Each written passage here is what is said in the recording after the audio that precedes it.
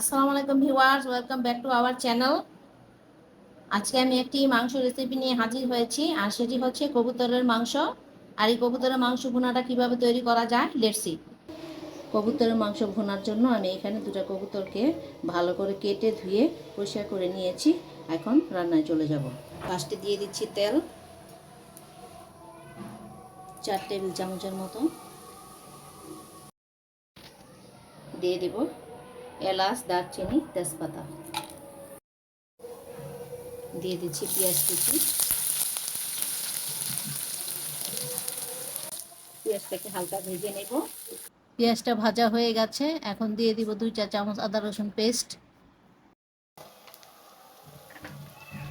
একটু ভেজে নেব কাঁচা গন্ধটা যাওয়া পর্যন্ত, তারপর দিয়ে দিব অন্যান্য মশলা।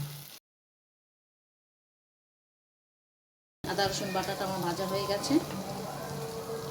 এখন দিয়ে দিব হলুদ গুঁড়ো 1 চা চামচ, মরিচ গুঁড়ো 1 চা চামচ, ধনে গুঁড়ো 1 চা চামচ, জিরা বাটা 1/2 চা চামচের একটু বেশি, আর দিয়ে দিব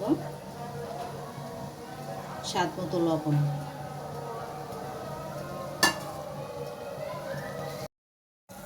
দিয়ে দিব একটু পানি।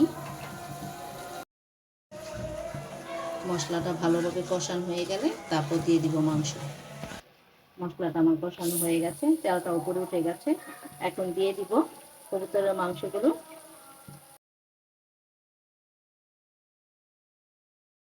ভিউয়ার, যারা আমার রান্নাটি এখন দেখছেন, এখনই সাবস্ক্রাইব করে ফেলুন।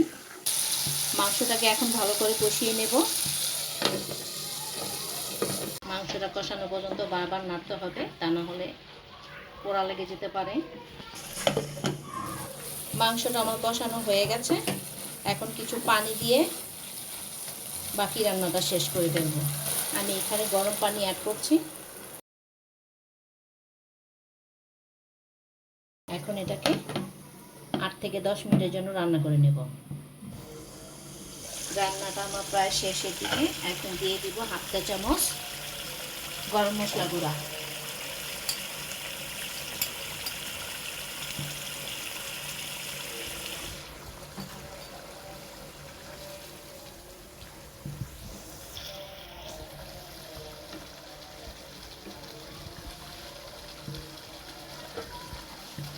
আর 2-4 মিনিট রান্না করে নামিয়ে পরিবেশন করে নেব।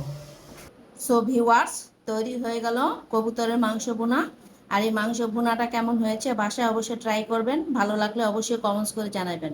সবাই ভালো থাকবেন। আল্লাহ হাফেজ।